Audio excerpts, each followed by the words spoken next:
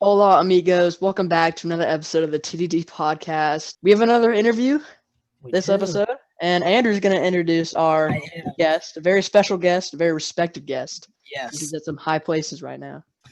All right. So, Michael Lancaster, welcome. He's a freshman at the Naval Academy in Annapolis, Maryland. So, welcome on.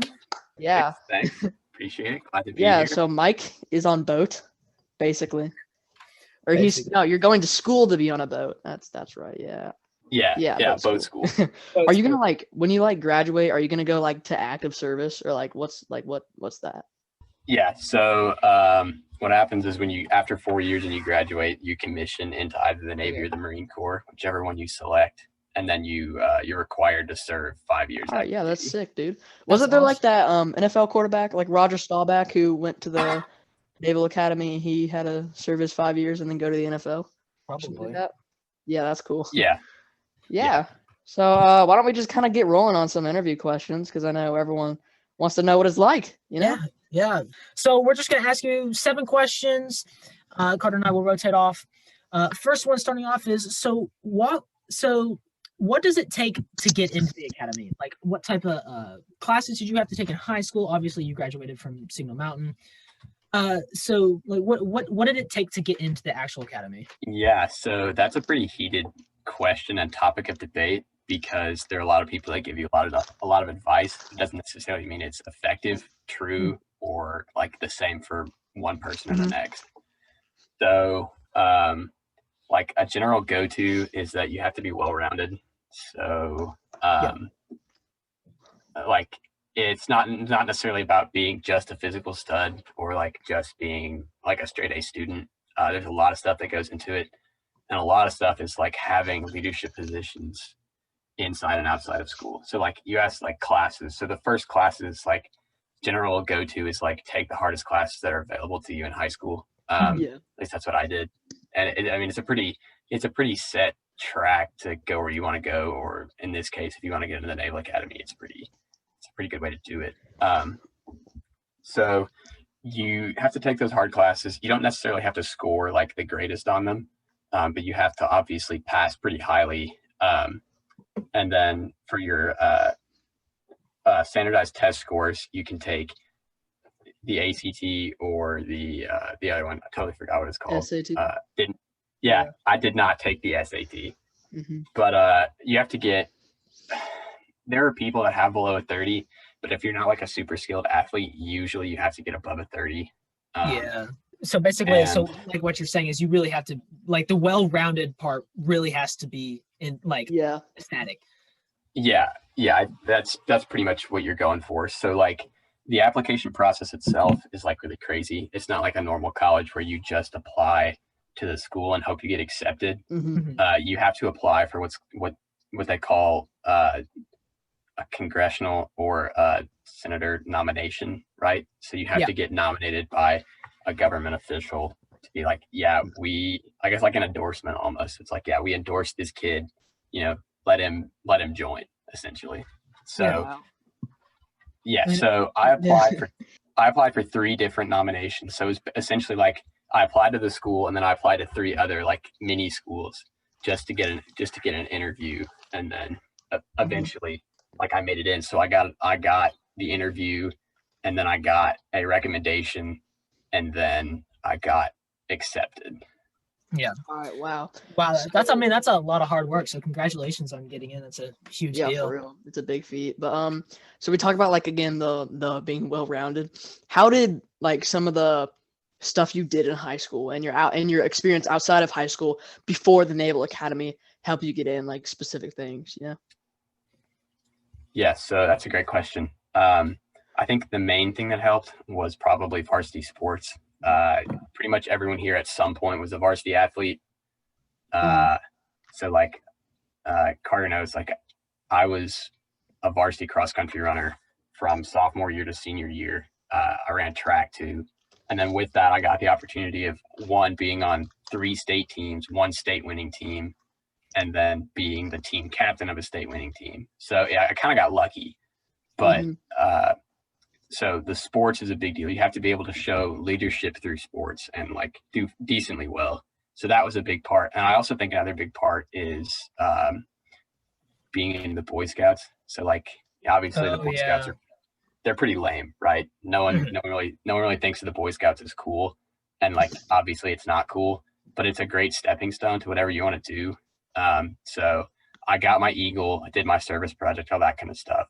And like a lot of other people have. So like one of my roommates, he's an Eagle Scout, and there's a society at the school for Eagle Scouts, and it's like a big thing. So it's a combination of all those like achievements in different areas combined that make your application stand out. Yeah. For sure. Yeah. Yeah.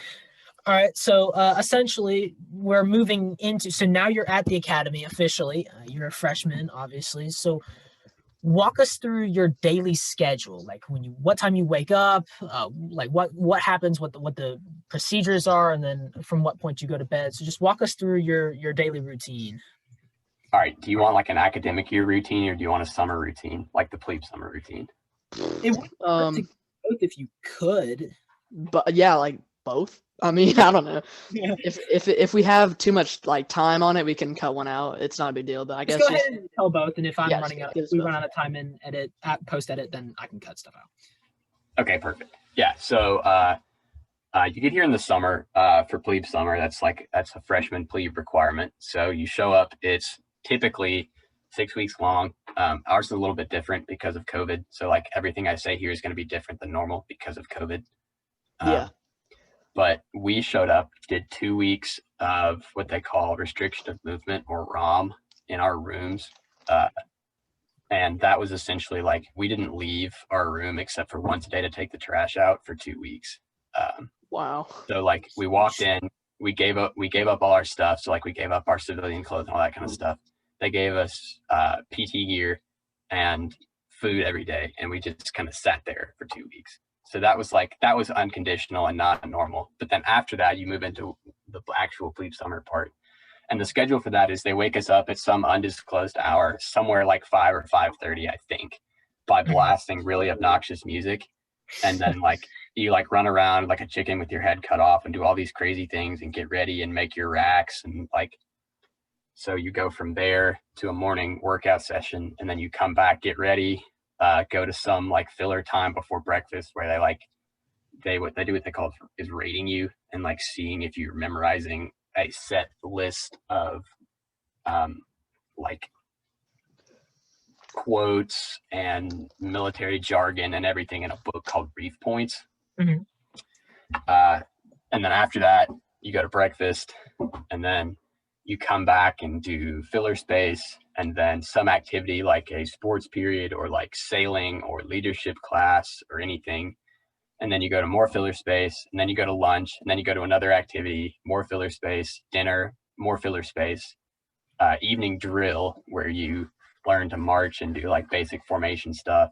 And then we had something called sweepers, where we literally cleaned our floor, what they call the deck. So like we live on a deck in Bancroft Hall.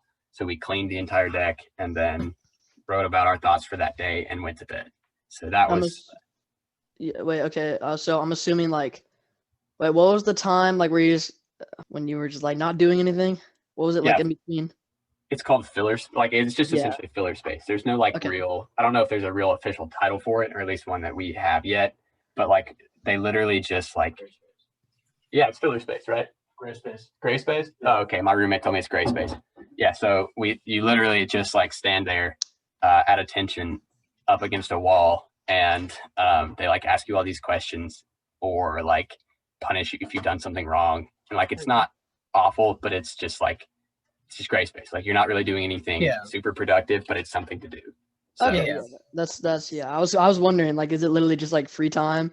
Or no, no, definitely not. We have like, I think we had like 10 minutes of free time a day, and we spent that like, they gave us writing assignments if we did something wrong. So we spent that free time like writing these things about what we did wrong that are like oftentimes funny, but like, yeah, we had no time to ourselves. Okay. Yeah. Wow. Yeah. So, I mean, obviously it sounds like you have a pretty packed day, right? Yeah. So like the summer was like, was completely packed. Like they literally plan out the schedule so you have no free time. But then in August we hit the academic year, and things like change pretty drastically. So like you're not being constantly you're not being watched 24/7 by the detailed staff anymore. So you're like, you move into the academic year and you have what are called like training staff. So you'll like they make your schedule for you essentially. So like on a normal academic day, we'll say like Monday, because we have morning workouts on Mondays, Wednesdays, and Fridays. We wake ourselves up at 5, get ready for morning workouts, go stand out on the wall in our company area at 5:30, and then at 5:35 we go downstairs outside and start working out. So like it can be anything from like a run to a beat down workout with like a pyramid of burpees and bear crawls to like anything. It's just so we'll do that workout, and then we go back upstairs, and at 6:45 we have what are called chow calls. So like we stand out in the hallway and like yell about what the menu is for the day, what the daily activities are, and like do all this stuff really fast and really loud just as a stupid thing to do as a plebe. And then after that you have morning quarters formation at approximately 7:15. Following morning quarters formation, you go to morning meal. After morning meal, classes start at 7:55 and go through 11:45. 11:45 to 1:20 is your lunch block. So you'll either eat lunch or go to trainings. From 1:30 to 3:20 is the last 2 class periods of the day. And then after that, you have what's called sports period from 3:30 to, I guess it'd be like 7 is technically sports period, 7:30. And then at some point between sports period and what they call study period, you have to eat dinner. So you eat dinner, and then study period is from 8 to 10. Yeah. And as a plebe on a weekday, your day is supposed to end at 10. So like study and then go to bed at 10. But obviously like that doesn't really happen very often because we have a lot of stuff to do. Right. Yeah. Makes sense. Wow. So that's a lot. that's a very intense daily schedule. Like wow. See, I wake up, it takes an hour for me to get out of bed. Yeah, I laid in bed for about 3 hours today on my phone. I feel like so just lazy. But what's your least favorite and most favorite things about being in the Naval Academy? Okay. So my least favorite thing about the Naval Academy right now is COVID, but like that's like a general thing. It makes life a whole lot harder. But I think like a Naval Academy specific thing is like just bad attitude, right? There are a lot of people here that have a lot of bad attitudes about stuff, and it can be pretty contagious. So it takes a lot to like fight those bad attitudes and like keep a positive mindset through everything, because it can be really fun. Like a lot of times people make it not fun. Yeah. And I think my favorite thing is definitely like the people. The people I've met are fantastic.